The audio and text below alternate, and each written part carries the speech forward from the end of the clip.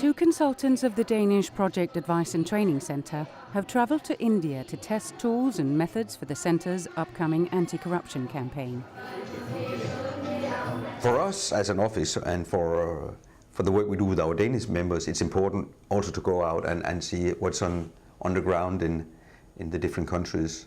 And also for us somehow we want to pave the way and find ways and methods on how our own member organizations can address and discuss issues about corruption and fraud, so that we can come up with recommendations for our members and how they can do it also.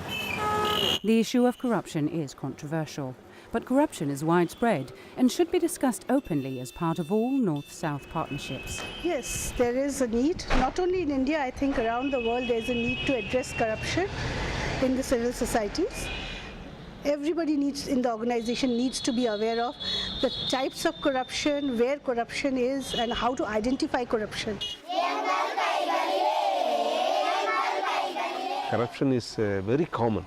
Without bribing, without giving some under-table dealing, it's very difficult to move.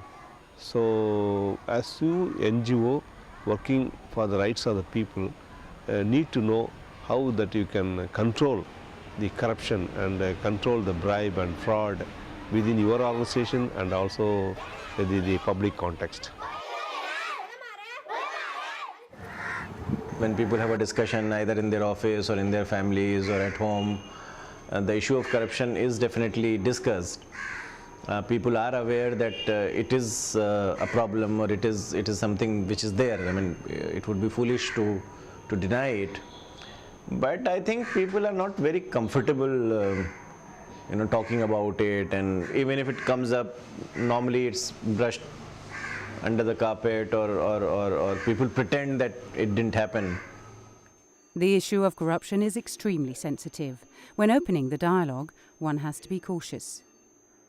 We're actually looking out for ways how we can talk about corruption and misuse of funds, also in a way that is not where we don't criticize each other, or where it doesn't mean that we're actually suspicious, but how we can prevent corruption and misuse of funds. During their stay, the Danish consultants conducted workshops with representatives of Indian NGOs. Though the aim is to prevent corruption, the focus was much broader. We have chosen a model where we're actually looking very much into the nature of the organization, so we see it as complementary to organizational development rather than just control mechanisms. If it makes the organization feel that here is someone who is serious, who is talking about the issue, who is almost like also sounding a note of caution, saying that look, these are our expectations. I think it's better to do that than to face a situation 2 years from now and then feel sorry about it. I think it's a very good thing to have that kind of workshop, because what happens is you begin to think about certain issues, not only in terms of monetary corruptions, but also corruption in terms of power, like where we talked about the governance structures. Because some of the well-established professionally managed organizations may have systems to address the monetary corruption part of it. But in terms of power corruption part of it, the structures are a basic tool to ensure that the power corruption is not there. I think it's very important for the leadership, not only the chief executive, but also the program managers, the program officers, or whoever is in management at whatever level, whoever is dealing with money or dealing with power. So in that sense, I think the workshop was very useful, and I think that many more workshops like this should be held within India. The workshops gave valuable experience in how to address corruption in a sensitive yet fruitful way. The aim was to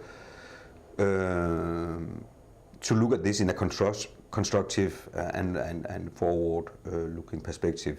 At the end of the day, we felt that they were happy for the content of the workshops and the interactions we had had.